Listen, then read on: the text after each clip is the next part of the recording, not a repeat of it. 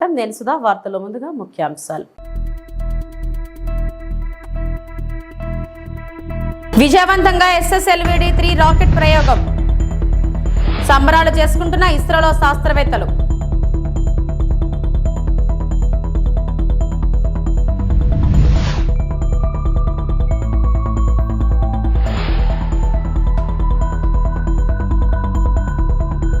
శాశ్వతంగా అన్నా క్యాంటీన్లు. ముఖ్యమంత్రి నారా చంద్రబాబు నాయుడు ప్రకటన.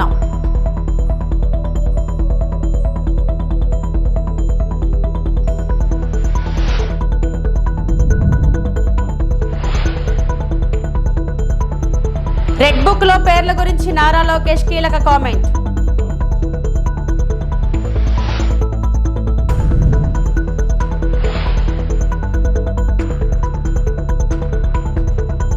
SSLV-D3 రాకెట్ ప్రయోగం విజయవంతం. శ్రీహరికోట ఇస్రోలో శాస్త్రవేత్తల సంబరాలు. SSLV-D3 రాకెట్ విజయవంతం కావడంతో శ్రీహరికోట ఇస్రోలో శాస్త్రవేత్తలు సంబరాలు చేసుకున్నారు. EOS-8 ఉపగ్రహాన్ని నింగిలోకి మూసికి వెళ్లిన SSLV-D3 నిర్దేశిత కక్షలోకి ఉపగ్రహాన్ని ప్రవేశపెట్టిన రాకెట్ సేవలు అందించనున్న EOS-8 ప్రయోగం విజయవంతం కావడంతో ప్రధానమంత్రి నరేంద్ర మోడీ, రాష్ట్ర ముఖ్యమంత్రి చంద్రబాబు నాయుడు, ఉప ముఖ్యమంత్రి పవన్ కళ్యాణ్ అభినందనలు తెలిపారు.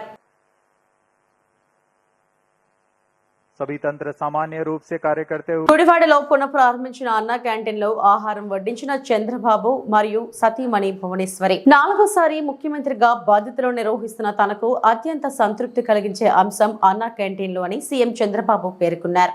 ఎవరైనా ముందు జానెడు పొట్ట కోసం ప్రాకులాడతారన్నారు. పేదలు కూలీనాలి చేసుకునేవారు ఆకలితో ఉండకూడదనే లక్ష్యంతోనే అన్నా క్యాంటీన్లు ప్రారంభించామని, ఆయన గత ప్రభుత్వం దుర్మార్గమైన ఆలోచనలతో వాటిని మూసివేసి ఆకలితో కడుపు మార్చిందని మండిపడ్డారు. అన్నా క్యాంటీన్లు ఏమైనా పెత్తందారి సంస్థనా అని ప్రశ్నించారు. అన్నా క్యాంటీన్లను ట్రస్ట్ ద్వారా శాశ్వతంగా కొనసాగించేందుకు ఏర్పాట్లు చేస్తున్నట్లు ప్రకటించారు. గిరిజన ప్రాంతాల్లో మండలానికో అన్నా క్యాంటీన్ ఏర్పాటు చేస్తామని ప్రకటించారు. స్వాతంత్ర దినోత్సవం సందర్భంగా రాష్ట్ర వ్యాప్తంగా అన్నా క్యాంటీన్లను పునఃప్రారంభించారు. కృష్ణా జిల్లా గుడివాడలో గురువారం మధ్యాహ్నం సీఎం చంద్రబాబు దంపతులు అన్నా క్యాంటీన్ ను ప్రారంభించారు. ఈ సందర్భంగా జరిగిన సభలో ముఖ్యమంత్రి ప్రసంగించారు.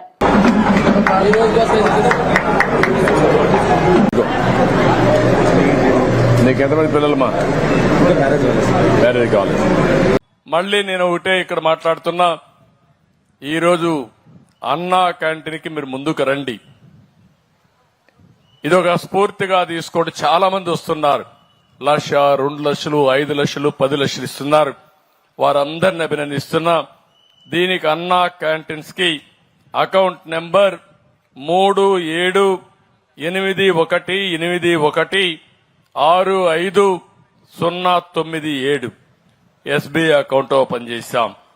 IFSC కోడ్ SBI N0020541 ఈ నెంబర్ ఉంది. ఇది కూడా నేను ఎక్కడెక్కడ పేపర్లో ఇస్తా ఉంటాం. గవర్నమెంట్ వెబ్సైట్ లో పెడతాం. ఎవరన్నా పే చేయాలంటే డైరెక్ట్ కూడా వెబ్సైట్ ఉంది.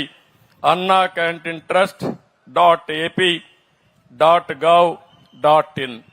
ఇది కూడా మీరు పెడితే ఎక్కడికక్కడ పంపించే పరిస్థితి వస్తుంది. మనందరం కలుద్దాం, సమిష్టిగా ఆలోచిద్దాం, సమిష్టిగా పనిచేద్దాం. మనం బ్రతకడమే కాకుండా మన పక్క నుండే పేదవాడిని కూడా పైకి తీసుకొచ్చే ఆలోచన చేద్దాం. ఈ రాష్ట్రంలో మళ్లీ ఈ రోజు మీకు అందరికీ హామీ ఇస్తున్నా, ఈ ప్రభుత్వం మీ అందరికీ ఎప్పుడూ అందుబాటులో ఉంటాం. 24/7 అందుబాటులో ఉంటాం. ఎవరికి ఏ సమస్య వచ్చినా పరిష్కారం చేసే బాధ్యత మేము తీసుకుంటాం. నేను చెప్పింది కూడా మీరు ఫాలో అయితే చాలా ఈజీగా ఉంటుందని చెప్పి మరొక్కసారి తెలియజేసుకుంటూ, రెడ్ బుక్ అంటే చట్టాన్ని ఉల్లంఘించిన వారిని చట్ట ప్రకారం శిక్షించేది. నేను ప్రతి మీటింగ్ లో ప్రజలకు రెడ్ బుక్ గురించి చెప్పాను. ప్రజలు కూడా చట్టాన్ని ఉల్లంఘించిన వారికి శిక్ష పడాలని తీర్పు ఇచ్చారు. జోగి రమేష్ కొడుకు భూమి కబ్జా చేశాడు, వదిలేయాలా? రేపు లిక్కర్ స్కామ్ మీద కూడా చర్యలు ఉంటాయి. ప్రతి స్కామ్ మీద చట్ట ప్రకారం చర్యలు ఉంటాయని నారా లోకేష్ మీడియా ముందు చెప్పారు. రెడ్ బుక్ లో నేను ఏం చెప్పా, రెడ్ బుక్ గురించి నేను చాలా క్లారిటీ ఇవ్వాలనుకుంటున్నాను ఈరోజు. నా ప్రతి స్పీచ్ చూడండి, ఎవరైతే చట్టాలు ఉల్లంఘించి కార్యకర్తల్ని ప్రజల్ని ఇబ్బంది పెట్టారో వాళ్ళని నేను వదిలిపెట్టాను అని స్పష్టంగా హామీ ఇచ్చాను. మళ్ళీ రిపీట్ చేస్తున్నా, చట్టాలు ఉల్లంఘించిన ఓకే జోగి రమేష్ గారు అబ్బాయి ఏం చేశాడో ప్రజలు తెలుసుకోవాలి. అగ్రిగోల్డ్ భూమి పత్రాలు తీసుకుని ఫేక్ పత్రాలు సృష్టించి అతని పేరుపై ట్రాన్స్ఫర్ చేసుకుని అమ్మేశాడు.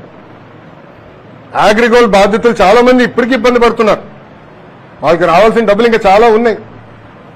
అగ్రిగోల్డ్ భూములపైన ఫేక్ పత్రాలు సృష్టించి అమ్మేశాడు, డబ్బులు సంపాదించాడు.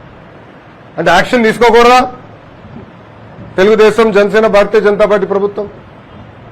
రేపు లిక్కర్లో కూడా యాక్షన్ తీసుకుంటాం, ఇసుక దండాల్లో కూడా యాక్షన్ తీసుకుంటాం. అంటే అడ్డగోలుగా ప్రజల భూమి దోచేసినా మేమేం పట్టించుకోకూడదా? మేము ఆనాడు హామీ ఇచ్చా, ఊరూరు మాట్లాడా ఎర్రబుక్ గురించి.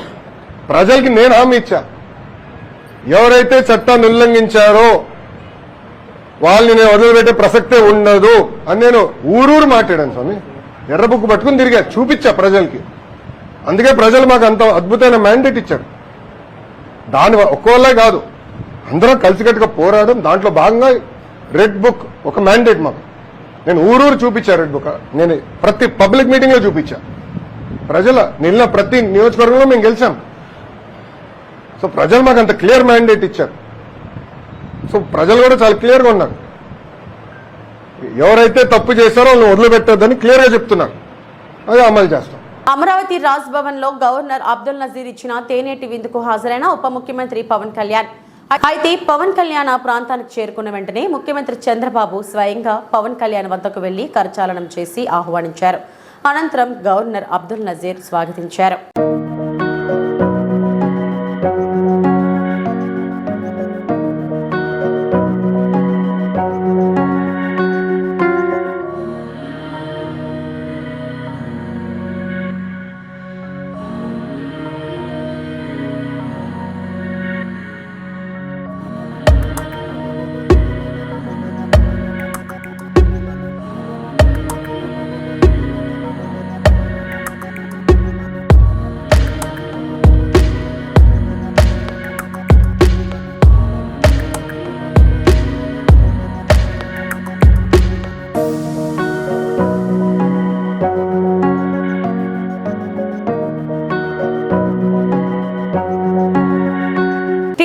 నేత మంత్రి నారా లోకేష్ అన్న క్యాంటీన్ ను ప్రారంభించారు.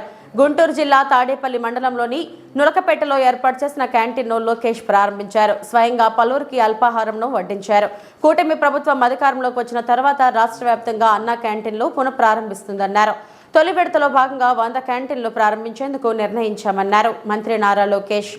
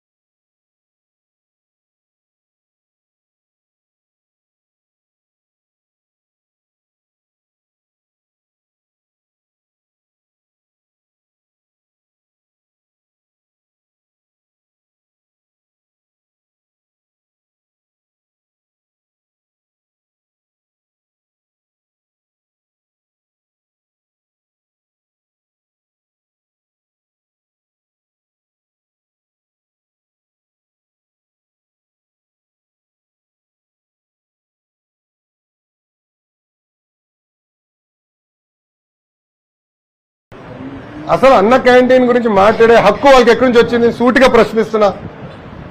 ఆ ఫేక్ జగన్ ని నేను సూటిగా ప్రశ్నిస్తున్నా. అన్న క్యాంటీన్ గురించి మాట్లాడే హక్కు నీకు ఎవరిచ్చారు? అన్న క్యాంటీన్ మూసేసింది మీరు, మళ్ళీ మీకు మాట్లాడే హక్కు ఎవరిచ్చారు? ఈరోజు అన్న క్యాంటీన్ తో ఆకలికి ఫుల్ స్టాప్ పెట్టింది తెలుగుదేశం జనసేన భారతీయ జనతా పార్టీ ప్రభుత్వం గతంలో చంద్రబాబు నాయుడు గారు ముఖ్యమంత్రి ఉన్నప్పుడు 2018లో అన్న క్యాంటీన్ ప్రారంభించడం జరిగింది. దాంట్లో భాగంగా 203 అన్న క్యాంటీన్లు ఆనాడు ప్రారంభించాం. బాబు సూపర్ 6 హామీల్లో కూడా అన్న క్యాంటీన్ గురించి మాట్లాడటం జరిగింది. దాంట్లో భాగంగా 2వ హామీ కూడా ఈ రోజు తెలుగుదేశం జనసేన భారతీయ జనతా పార్టీ అధికారంలోకి వచ్చిన 100 రోజులు పూర్తి కాకుండా ముందల్నే పూర్తి చేస్తాం జరిగింది. ఆగస్టు 16న 100 అన్న క్యాంటీన్లు ప్రారంభించాం. మిగతా అన్న క్యాంటీన్లు కూడా యుద్ధ ప్రాతిపదికంగా మేము ప్రారంభిస్తాం. ఆంధ్రప్రదేశ్ జూడ్ ఆధ్వర్యంలో విశాఖ ఆర్కే బీచ్ లో వద్ద వైద్య విద్యార్థులతో భారీ ర్యాలీ, సంపూర్ణ మద్దతు ప్రకటించి ప్రత్యక్షంగా ర్యాలీలో పాల్గొన్న ఏఎస్ఎఫ్. ఆగస్టు 9వ తారీఖున పశ్చిమ బెంగాల్ రాష్ట్రంలో కోల్కతాలో 31 సంవత్సరాల వైద్య విద్యార్థిని మరణానికి కారణమైన వారిని కఠినంగా శిక్షించాలని Visakhapatnam RK beach Kalimata temple వద్ద జూడ్ ఆధ్వర్యంలో ఆంధ్ర మెడికల్ కళాశాల విద్యార్థులతో నిర్వహించిన భారీ ర్యాలీకి ఆల్ ఇండియా స్టూడెంట్స్ ఫెడరేషన్ సంపూర్ణ మద్దతు ప్రకటించి వైద్య విద్యార్థులతో ఆ ర్యాలీలో పాల్గొన్నారు. తల్లి జన్మనిస్తే డాక్టర్లు పునర్జన్మనిస్తున్నారని, అటువంటి డాక్టర్స్ పై లైంగిక వేధింపులు జరపడం చాలా బాధాకరమన్నారు. తక్షణమే సెంట్రల్ ప్రొటెక్షన్ యాక్ట్ అమలు చేయాలని డిమాండ్ చేశారు. ఇప్పటికే రాష్ట్ర ప్రభుత్వం సిబిఐకి అప్పగించిందని, వారు సమగ్ర దర్యాప్తు చేసి వైద్య విద్యార్థిపై లైంగిక వేధింపులకు పాల్పడి అత్యాచారం చేసిన నిందితులను కఠినంగా శిక్షించాలని కోరారు. ఏఎస్ఎఫ్ రాష్ట్ర అధ్యక్షులు వి జాన్సన్ బాబు, జిల్లా కార్యదర్శి యు నాగరాజు.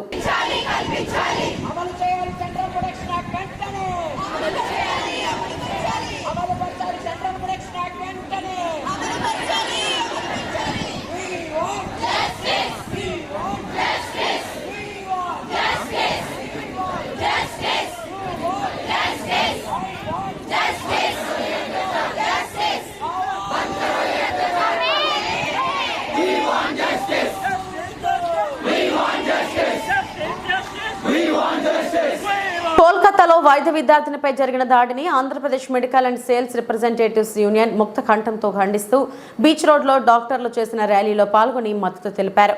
డాక్టర్ వృత్తి చాలా సున్నితమైనదని, అయినప్పటికీ ఇంత పెద్ద సంఖ్యలో పాల్గొన్నారు అంటే సమస్య ఎంత జటిలమైనదో అర్థమవుతుందన్నారు. డాక్టర్లపైన అనేక దాడులు జరుగుతున్నాయని, దీనికి ప్రభుత్వం బాధ్యత వహించి రక్షణ కల్పించాలని కోరారు. చట్టాలు అమలు చేయాలని, డాక్టర్లు చేసిన ప్రతి ఉద్యమం వెనుక మెడికల్ రిప్రజెంటేటివ్స్ యూనియన్ ఉంటుందని రాష్ట్ర కార్యదర్శి చంద్రమౌళి, జిల్లా అధ్యక్షుడు పివి సుధాకర్ తెలియజేశారు. కలకత్తాలో జరిగిన ఒక మెడికోకి గ్యాంగ్ రేపు అనంతరం మర్డర్ జరిగింది. ఇది ఒకటే కాదు, డాక్టర్స్ మీద అనేకమైన అటాక్స్ జరుగుతూ ఉన్నాయి. అంటే ఇప్పుడు ఈ మెడికోకి సంబంధించిందే కాదు, ఒక డాక్టర్ వృత్తి మీదే అటాక్స్ జరుగుతూ ఉన్నాయి. అంటే ఒక వ్యక్తి చనిపోయినా సరే డాక్టర్దే తప్పు అనే విధంగా అటాక్స్ జరగడం, ఒక్కోసారి డాక్టర్ ప్రాణాలు కోల్పోవడం. ఈ కలకత్తాలో జరిగింది అయితే ఇది పరాకాష్ట. కాబట్టి దీన్ని ప్రజలందరూ ముక్తకంఠంతో ఖండించాలని Andhra Pradesh medical and sales representatives union doctors చేస్తున్న స్ట్రైక్ని సంపూర్ణమైన మద్దతు తెలియజేస్తుంది. ఇటువంటి అటాక్స్ మళ్ళీ మళ్ళీ జరగకుండా ప్రభుత్వం చొరవ తీసుకోవాలి. ముఖ్యంగా డాక్టర్లకు అనేది రక్షణ కల్పించాలి. డాక్టర్ల రక్షణ కోసం అనేక చట్టాలు ఉన్నాయి, ఆ చట్టాలు అయితే ఎక్కడ అమలు జరగడం లేదు. అలాగే డాక్టర్స్ వృత్తి మీద వాళ్ళ మీద విపరీతమైన ఒత్తిడి ఉంది. దాని మీద మనం తప్పనిసరి మొత్తం భారతదేశంలో ఎంతమంది ఉన్నారో అంతమంది కూడా డాక్టర్స్ని కానీ రక్షించకపోతే రాబోయే కాలంలో డాక్టర్స్ వృత్తి అనేది ఉండదు. కాబట్టి ఇప్పటికైనా ప్రజలందరూ కళ్ళు తెరవాలి. డాక్టర్స్ని రక్షించుకోవాల్సిన బాధ్యత ప్రజలందరిది. దీనిలో భాగంగానే Andhra Pradesh medical and sales representative union రాష్ట్ర వ్యాప్తంగా ప్రతి జిల్లాలోని కూడా ఈ సాలిడారిటీ ప్రదర్శనలు అయితే చేస్తాం. డాక్టర్స్ని మేము సంపూర్ణ మద్దతు తెలియజేస్తాం. డాక్టర్స్ని రక్షించే వరకు మీ మెడికల్ రిప్రజెంటేటివ్స్ అందరూ కూడా సంపూర్ణంగా సపోర్ట్ చేస్తూ డాక్టర్స్ కోసం, డాక్టర్స్ తరఫున మేము పోరాడి డాక్టర్స్ని రక్షించడానికి ప్రభుత్వం తీసుకున్న నిర్ణయాలను అమలయ్యే వరకు కూడాను మీ Andhra Pradesh medical and sales representative సంపూర్ణంగా పోరాడుతుందని రాష్ట్ర కమిటీ తరఫున, విశాఖపట్నం జిల్లా కమిటీ తరఫున తెలియజేస్తాం. సెంట్రల్ ప్రొటెక్షన్ యాక్ట్ తక్షణమే అమలు చేయాలని, మహిళల రక్షణ కోసం చంద్రబాబు నాయుడు కేంద్రంపై ఒత్తిడి తేవాలని తెలుగు శక్తి అధ్యక్షుడు బివి రామ్ డిమాండ్ చేశారు. కోల్కతాలో వైద్య విద్యార్థినిపై దారుణంగా అత్యాచారం చేసి హత్య చేయడానికి నిరసిస్తూ విశాఖ సాగర్ తీరంలో భారీ సంఖ్యలో వైద్య వైద్యులు నిరసన వ్యక్తం చేశారు. ఈ నిరసనకు తెలుగు శక్తి అధ్యక్షుడు బివి రామ్ సంఘీభావం ప్రకటించారు. దేశంలో మహిళలందరికీ రక్షణ కల్పించే విధంగా జాతీయ రక్షణ చట్టం సెంట్రల్ ప్రొటెక్షన్ యాక్ట్ తక్షణమే అమలు చేయాలని రాష్ట్ర ముఖ్యమంత్రి నారా చంద్రబాబు నాయుడు అడుగు ముందుకు వేయాలన్నారు. తెలుగు శక్తి అధ్యక్షుడు బివి రామ్. సాక్షాత్తు ఒక హాస్పిటల్ రక్షణ కల్పించిన దౌర్భాగ్య స్థితిలో ఈ వ్యవస్థ ఉందని అడుగుతున్నాం. మరి కేంద్ర ప్రభుత్వం గతంలో సెంట్రల్ ప్రొటెక్షన్ యాక్ట్ అని పెట్టింది, ఎందుకు ఇంప్లిమెంట్ కాబట్టి అడుగుతున్నాను. అంటే ఈరోజు ఈ నిర్భయ చట్టాలు కానీ పెట్టింది అంటే ఏదైనా ఇష్యూ జరుగుతుంటే ఆ ఇష్యూని ప్రజల్ని డైవర్ట్ చేయడం కోసం చేస్తున్నారు తప్ప దీనిపైన ఎందుకు శ్రద్ధ చూపించని చెప్పి తెలిసి ప్రశ్నిస్తుంది. మరి ఈరోజు చంద్రబాబు నాయుడు గారు కేంద్ర ప్రభుత్వంలో కీలక పాత్ర భూమిక పోషిస్తారు కాబట్టి నేను తక్షణం చంద్రబాబు ఒకటే డిమాండ్ చేస్తాను. ఇది ఒక వెస్ట్ బెంగాల్ కాదు, యావత్ భారతదేశంలో అన్ని రాష్ట్రాల్లోనే ఈ సమస్యలు ఉన్నాయి.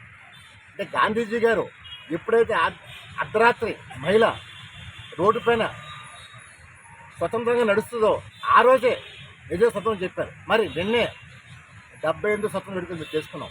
అంటే ఓ పక్కన మనం ప్రజలకు ఏం మెసేజ్ ఇస్తామని చెప్పి నేను కేంద్ర ప్రభుత్వాన్ని ప్రశ్నిస్తాను, అలాగే అన్ని రాష్ట్రాల ప్రభుత్వం ప్రశ్నిస్తాను, ముఖ్యంగా చంద్రబాబు గారు ప్రశ్నిస్తాను.